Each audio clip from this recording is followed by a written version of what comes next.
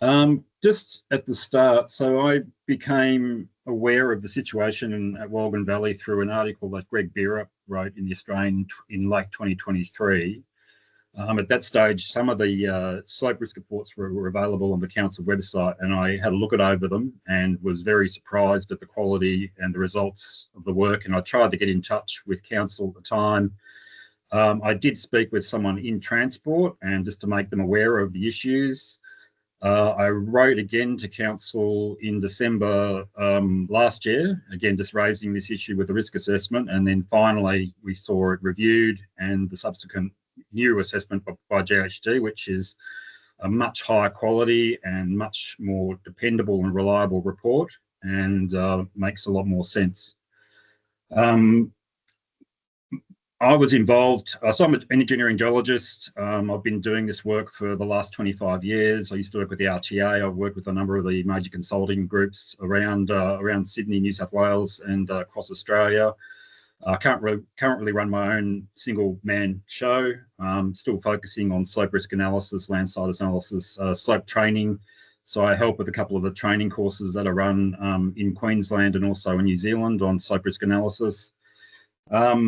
In the last 5 years, I've been involved in multiple projects like this as a result of the rainfall events we've been having over the last 5 years. These have been quite large. Some of the ones around northern New South Wales, for instance, around Federal Road, Road in the metro area.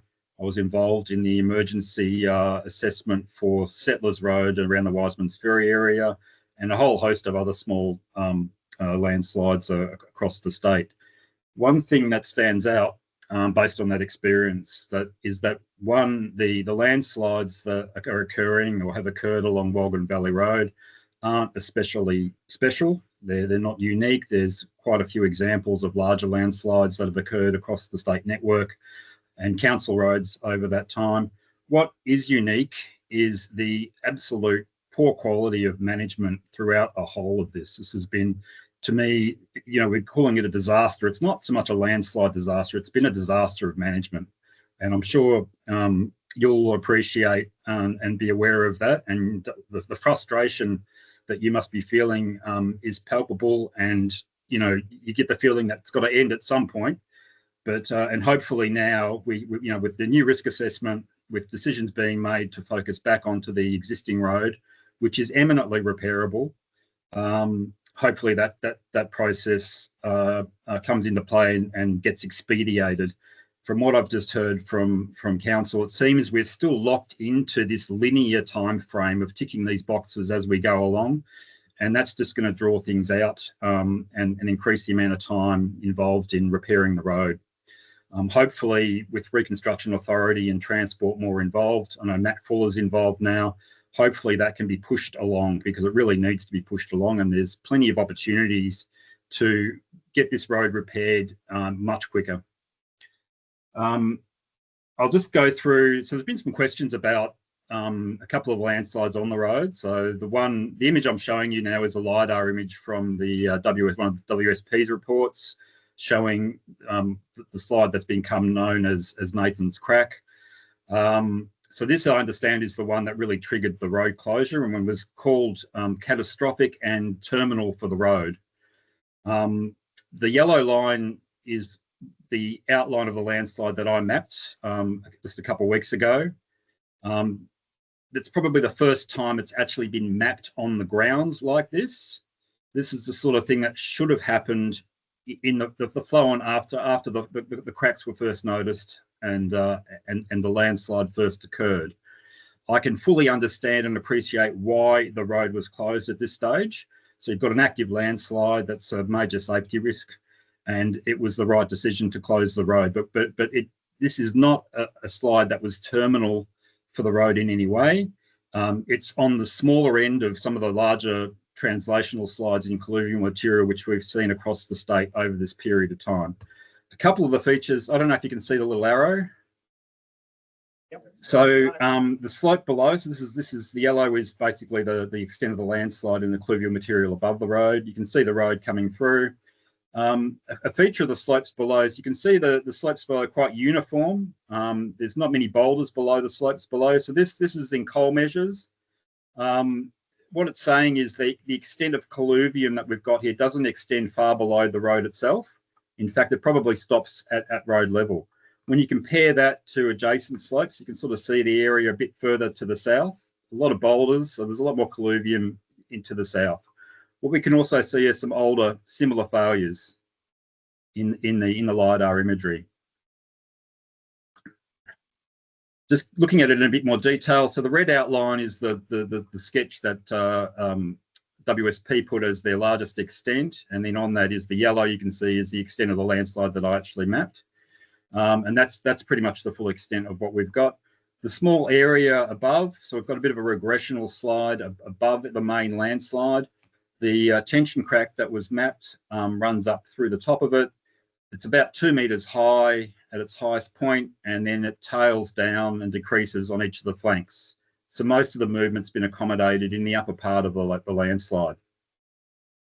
Above the slope itself, we can see these features above. These are cliffs in coal measures, and then above that is the Cayley Formation. So the Cayley Formation in the western part of the Sydney Basin is quite thin, and then above that we've got the Banks Wall Cliff sandstones.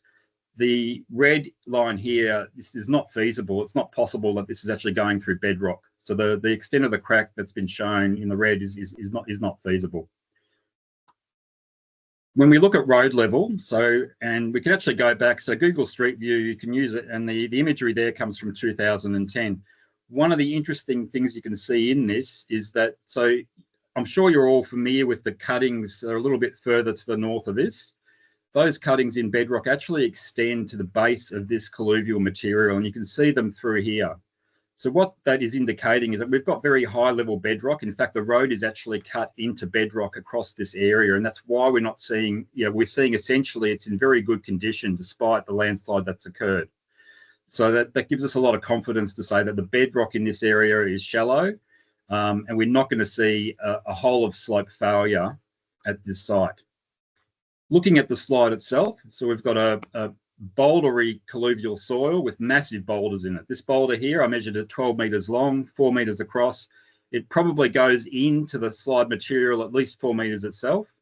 It's probably grounding on the failure plane. So it's actually helping, the fact that this site got so many boulders in it is actually helping, it means it's a slow moving slide. The boulders themselves, as the slide is moving, will be butting against each other, increasing the internal friction that's available, and it will be a slow moving slide. Looking along the road, people mentioned the heave. So yeah, there is heave in the pavement right against at the toe of the slope. This is because the landslide material is actually shoving the pavement upwards. If this was a deep-seated landslide, the failure surface would be well below the road, and we wouldn't be seeing these sort of features. So what it's saying is that this is another indication that the toe of the slide is just shallow near road level. What you can see along the road is there's no massive deformation occurring in the road that we'd expect from a major slide that involves the whole of slope. So this pavement is in really good condition considering what's happened to it. So we've just got some minor shoving along the edges. Looking above the slope, so this is the back scarp of the failure itself. So yeah, it's about maximum height around about 2 meters in this area, about 1.6 where my clipboard is. There's some boulders on the slope above it. So we've got, it's a sizable crack, and no wonder that the road was immediately shut down when this was first noticed. On the flanks, so as I said, the dimensions of the displacement decrease on the flanks of the slide. So this is the southern side looking towards the crest area, and you can see the displacement is much less in this area. I was quite astonished that this sketch map here on the left is the first time someone's actually drawn out and had a go at trying to interpret the landslide in the last 3 years. This should have happened in the weeks following the recognition. So you might have had a temporary closure for a couple of weeks while the landslide was still moving. This is the sort of work that I would have expected to have been done in that time to get an understanding of the dimension, size, the composition of the landslide, and its movement characteristics and potential. So I've been up the slide. I've mapped out the tension cracks, the boulders. I've measured the dimensions. I've measured the slope angles, and I've noted all these key features. Out of that, I can construct a series of cross sections through the slide area. This one on the top right shows this is the bedrock cutting. So we've got some coal measures exposed, and the bedrock's just some minor fretting on the outside of that cutting, which is giving a potential for small rock falls just to impact the road. The cross section below is through the part of the main slide area. One of the higher risk features here is this residual surface, very steep batter in colluvial soils. So it's about 85 degrees. There's potential here for small rock falls to come off this. And then I've got my interpreted slip surface going below that level. When I draw a cross section through the whole slide complex, so this is scales now about 1 to 400 on this grid, roads down the below, got the fill surface below the road. This is the main part of the batter. So when they constructed the road, they actually cut back into the slope to leave a batter that's around about 1 to 1. This large boulder is one of the ones you can see at road level. Walking above the slope, we've got a very steep surface. So this is around about 34 degrees going back up the slope. This is where the scarp of the failure is. And then above that is our back scarping related to failure behind this main scarp area. That step's only around about 1/2 metre high. Above that, we've got stepped outcrop. There's some coal seams exposed around about 10 to 15 metres above that last crack, and these are the stepped lower parts of the cliff leading up to the Banksville sandstone cliffs. I've interpreted this lower surface. So this would have been originally a residual surface with some thin topsoil and scattered boulders. It would have been vegetated at one point. The debris in the slide itself probably originates from a cliff collapse event sometime in the distant past. That's come down, rolled down the slope, and pretty much stopped at what was probably once a step in the bedrock surface, which is where the road was eventually placed. A couple of features in here. So because this is such a boulder-rich slide, the contact between boulders as it's moving and the actual grounding of boulders on the failure surface means this is a fairly slow-moving slide when it gets wet. How did it start moving? So with the rainfall that really started and kicked off in February 2020, we had water percolating through the back of the cliffs, running through coal seams underneath this feature and saturating that potential slip plane. That was exacerbated by the high rainfall. So we've got the water coming in at the bottom, and then we've got water from the rain percolating in from the top, and this started moving. So it was always going to be a fairly slow moving event. The fastest type of failures would have been the smaller rock falls coming off the front of the slide. So there's some potential there for some more rapid failures, but on the whole, it's a very slow moving slide event. This was never going to be catastrophic from the road because we've got shallow bedrock below. It's not a slide that was ever going to involve the whole of the slope. So we're not going to lose the whole road in this sort of circumstance. What we're going to end up with is boulders and soil debris on the road itself. The volume detached. So looking at the dimensions that I've measured. So looking at around about 6,000 cubic metres of material. To put that in some context, the slide at Wiseman's Ferry was 200 metres long. This is about 40 metres long.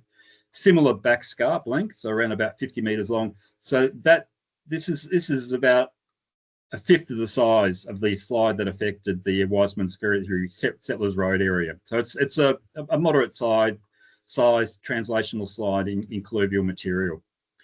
If I look at a couple of repair options, and there's a whole host of things we could probably do with this, and maybe Anthony will discuss this a bit further, but one of the options is actually to dig this material out. So that would involve removal of around about that 6,500 or so cubic metres of material. The other option is to treat the front, so basically regrade this slope back up to a moderately stable angle, install horizontal drains. So these drains are intended to intersect water pathways below the slope and drain water out of the slope to keep it dry. And then on the outside, maybe we'll see some potential rockfall mesh to deal with those smaller rockfalls that are coming out and impacting the road. Above the slope, we also have some large boulders. Some of these are sitting in fallen trees, so those trees are going to rot over time. So these are potential areas that could be released, moderate-sized boulders that could reach the road. One option there is actually to put a rockfall fence above to prevent those boulders from reaching the road. I think Andrew mentioned the time frame and what would be done in this sort of 12-week period to get this temporary open. One of the things they could be looking at would be a boulder survey above the slope to identify any imminent boulders that could be easily removed. So that's something that could be taken off. I'll get on to the 12-week period in a minute. So that's the slide. In terms of the risk, so as part of this, I did a risk assessment according to the RMS system. This finds, in its current state, the landslide is an ARL 3 for life, and for economic loss, it counts as an ARL 2. Overall, comparing that to what GHD got for the entire domain, so this landslide sits within domain 2. GHD results put it at a risk to life of 1 to the 10 to the minus 4. That equates to an ARL 2 risk to life. So overall, counting all the hazards in zone 2, that zone is sitting at that ARL 2 level. This slide in particular is sitting at ARL 3 for risk to life. The other hazards in there, so we've got things like a boulder roll from the crest that sits at it's considered to be a low risk. A cliff collapse event from all sandstone ends up as ARL 5 because of the lower probability of that event happening. So overall, from a risk perspective, in its current state, it's sitting at that sort of ARL 3. Perhaps if I was being a bit more conservative, it would bump up into ARL 2. But it's not a slide that, in terms of risk, is anyway unusual compared to other slopes within the state network that are sort of producing in similar geotechnical situations. So there are at the moment 450 slopes in the RMS database for state roads that are rated ARL 2, and none of them are closed. Just looking at my section in terms of what GHD produced. So this is their section from their domain 2. They've extended theirs up to include the cliff face. So you can just sort of see the amount of colluvium they've got above the slope. So it's similar to what I had from my inspection. I think the colluvium's a little bit thinner than what they're showing here. And also just to emphasize that trigger mechanism, which is water infiltrating through the top, working its way along the coal seams and coming out and saturating the base of these colluvial soil deposits, which if they get wet enough, they start to move. So that's just another one that just sort of demonstrates that mechanism. There are a number of other smaller colluvial landslides along the road. None of these are in any way unusual or untreatable. There's a couple of shots there just of debris that's getting to the road. These could be repaired by either regrading or making enough room for barriers at the toe. There's a whole host of remediation options for these sorts of failures. The other big failure on the road at the moment is the large embankment failure just downhill from Nathan's site. Again, this has been driven by water infiltrating the fill material and triggering a landslide below. What you notice here, similar to Nathan's site, is that the inside lane is unaffected. So this will be sitting on bedrock. And this is really good because it means that it's going to be very hard for that part of the road to fail. So this is very unlikely that this failure is going to regress back and affect this part of the pavement. So you're never going to lose the road. It's always going to be at least one lane available for traffic. In terms of repair, there are a whole host of options for these. A soil nail repair for something like this, you're probably looking at around about $4 million. There are a couple of other options. When we were on site last week, we talked about potential bridge options through here, so we can put some board piles in, we can manufacture some decking off site and then truck that in. That's what we did at Jenolan Caves Road in the early 2000s, and that allowed the road to be trafficable pretty much the whole time during the day, and most of this work was done at Jenolan Caves was done at night. One of the things I want to emphasize for you guys is that when you're presented with options for repair, that you emphasise that you want those options that provide maximum access to your properties. So there are a whole host of repair options that will come up. You should be pushing for those that provide the maximum amount of access during whatever time the construction period is. There can be arrangements made. Greens Road in the Hawkesbury Shire Council, which runs along the Hawkesbury River, we lost basically half a kilometre of road into the river. They managed to reconstruct that with access being provided in the morning, at lunchtime, in the evening, and then the road was open when the guys weren't working at night. So just make sure that when they're presenting options to you, that they're providing those that provide the best possible access outcome for you while work's being work's in progress. I just want to highlight what is the main hazard on Wolgan Valley Road, and this came also in the GHD report. So the cliffs at the start, that first 250 metres or so of cliff face where you've got the road directly below a substantial rockfall hazards, are the main areas of risk. When I look at that from an RMS perspective and consider the largest possible failure there, which is a very large cliff collapse failure below the overhang, that ends up with an ARL of ARL 4 just for normal traffic. This is something that will progress over the next hundreds of years, and eventually this will come down. There's a couple of attempts to provide some support in this. There's an inadequate number of rock bolts that have been placed in this, and they're essentially not doing anything. You can see the lower end of the slide where I've got my arrow. You've got some active erosion in weaker beds below the more resistant sandstones. That erosion process is going to continue, and as this mass of rock becomes further undermined, it increases the potential for this larger scale cliff collapse failure. What we also have in here are the small rock falls, which regularly impact the road. So you get a couple of these every year at least. That ends up with a high risk rating. So you're looking at ARL 2 just for traffic use. Overall in domain 1, just comparing the rough assessment using the RMS system to the more thorough GHD QRA. So they've got an overall risk to life within domain 1 of ARL 2. So it just supports, you know, my observations that I'm in the right ballpark for some of these numbers. One of the things about this, I mean, I'd really, you know, my preference here would be to see this thing removed because it represents your highest risk part of the road. This could come up during the remedial works. So while the risk to life for just daily traffic because of the low traffic numbers sits at ARL 2, for workers who are going to be working below the slope, now because council have damaged the guardrail and damaged the edge of the fill embankment there's going to be repair works that are required in this area. So you're going to need to station workers in this zone. The risk to those workers is very high. So they may require, as part of the remedial works, some work on the cliffs. And my preference here would be to see all this removed.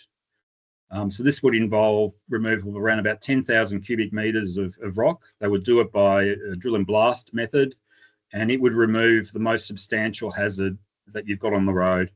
Following on from that, you would probably see some rockfall mesh over this area, plus some local shotcrete and rock bolt support to some of the smaller superficial failures that have potential in this area. But this would vastly improve safety on the road. The cost for that sort of work, you're probably looking in the order of $10 million. Just to look, so as part of, I think Andrew mentioned, there's been a number of attempts to cost the remedial work. So WSP initially came up with $60 million, and somehow that absolutely blew out to a ridiculous figure. It was just completely unfeasible and unrealistic, and I don't know how that snuck past any review within Transport or Reconstruction Authority. You know, this $1 billion number to restore access to the road, it's just completely unrealistic. So I costed a possible repair, getting the road back down to ARL 3 levels at around about $80 million. This would involve substantial works on the cliff. So this would be rock bolting, removal of the overhang plus rockfall mesh, a rockfall barrier above the slope to reduce the risk of rockfall from the cliffs and the slope above from reaching the road, and then substantial embankment repairs below to restore pavement width and restore serviceability. Included in that $80 million was about $20 million for project management fees, which was very conservative. And I also allowed $5 million to give council $100,000 a year for 50 years to conduct maintenance on the road. So that's sort of an $80 million solution. It extends between GHD's domains 1, 2, and 3, with some culvert repairs extending down into the valley, which would help prevent further below the road failures, because the main issue with the below the road failures is controlling water.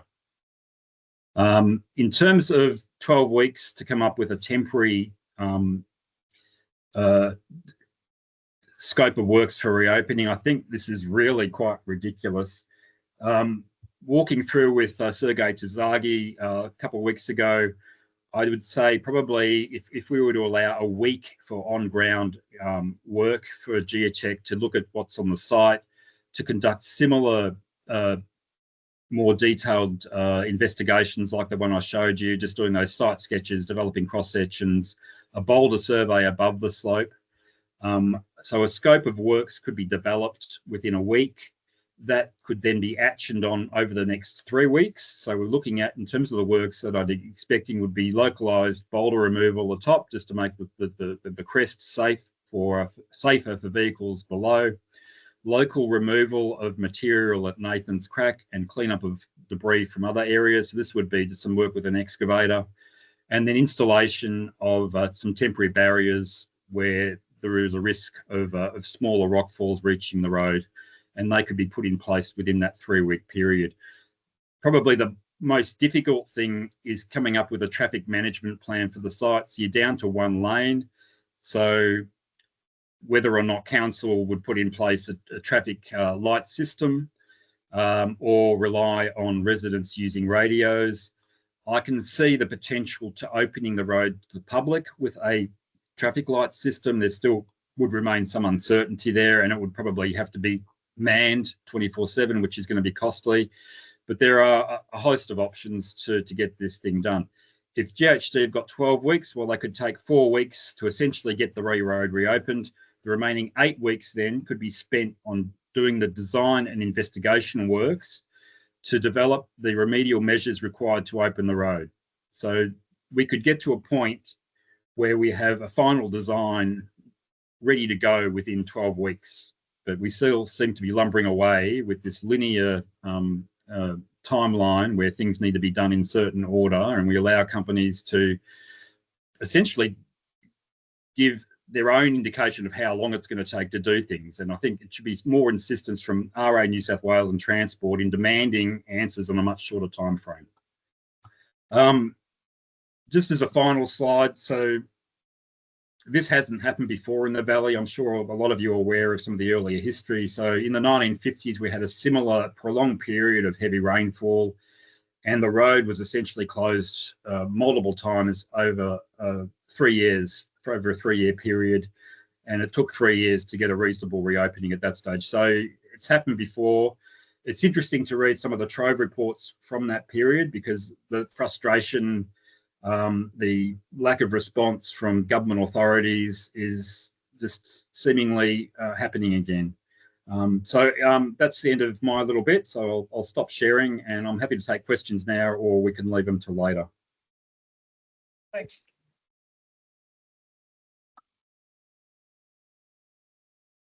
Yeah, thanks. Thanks a lot, Mark. Thanks a lot. There's a few questions from the floor, if you don't mind taking them. Yeah, does your assessment include fixing up the bit of road that was ripped out down the bottom and bringing it up so it can be used when it was all ripped out from road base? Yeah, so in terms of the road repairs, and I think council should probably pay for that out of its own money, seeing they did it. You're probably looking at around about maybe $1.5 million to restore the pavement, and that's also providing new guardrail as well. Thank you. So that $80 million actually provides for, I think there's enough money in that $80 million budget to actually do that. There's a little bit of restoration work. So where the intersection of Donkey Steps comes in, they've actually taken out part of the road, the original road embankment. So that needs to be widened back out to a better standard, so you can actually put 2 lanes in there. So there's a bit more work to be done in there, but I don't see it as a major problem. I'm not sure. A lot of the other projects I've worked on have been, specifically budgeted on the fact that there'll be no additional works that involve repairs that are of things that weren't associated with the disaster. So something like this, I could see if ARA were playing hardball, I don't think they will be. They could demand the council, pay for the repairs for the damage that they did. I don't understand why the road was ripped up when it was. I understand there was a need for road base and material on donkey steps, but there were much better sources of material available at the time. And what they've done is essentially complicated, the temporary reopening. So if they hadn't have done ripped up the road, we could have reopened it essentially to 2 lanes.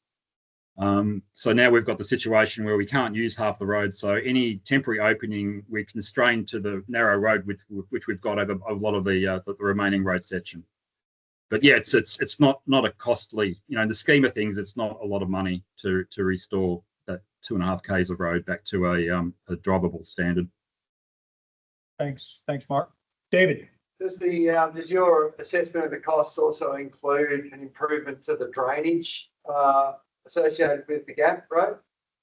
So I allowed that cost included allowance for culvert upgrades. So every culvert, pretty much down to where the donkey steps comes in. So the 16 culvert upgrades within that $80 million. So that would be improving the size and capacity of the culverts and their capacity to remain unblocked from leaf litter and rockfall debris.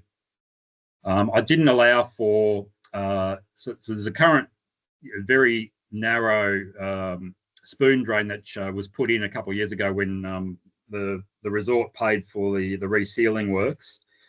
That's probably a little bit under spec and could be upgraded. I didn't allow for that in the cost, but again, that's not a substantial amount of money involved in upgrading the drainage works. Thomas. There's a new proposal for a bridge from the top of Donkey Steps, linking up with the top of Domain 3. A bridge right across the valley, bypassing all the risks of Domain 1 and 2. Mm-hmm. Do you have an opinion on that? So I suppose I'd look at it from a cost perspective. Is any costing been done on it? How does it compare to the cost of doing the works that I've sort of outlined, and then making a decision on whether or not that option, is competitive against it. A bridge option, so that would be quite a long bridge, I'm guessing. You're looking at what, 1 kilometre or so. May be feasible for. Looking probably about that at $385 million would probably cover it, I suppose. There's going to be a need to do some detailed geotechnical investigation on where the piers go. There's a couple of bridge construction methods which might work quite well. So there's sort of an incrementally launched bridge. So they could basically base their construction site at the top of the gap and essentially launch the bridge in stages down the valley once they've constructed the piers. Having worked on the Seacliff Bridge project, which was one of the most successful landslide remediation jobs in the state's history, so that involved the construction of the Seacliff Bridge off the coast between Coalcliff and Clifton. That was constructed for $65 million at that stage. If you convert that into 2025 dollars, it's around about $120 million. That was an alliance project though, so there was a lot of efficiencies and money saved by having an alliance type framework, and that's something that would work very well with the current situation in the gap, either regardless of how they decide to finally fix it, whether they repair the old road or go down your bridge option. That would be the most efficient way to cut out some of the red tape involved in that really slows these things down. But look, a bridge option could be feasible. Yeah, I haven't seen the detail.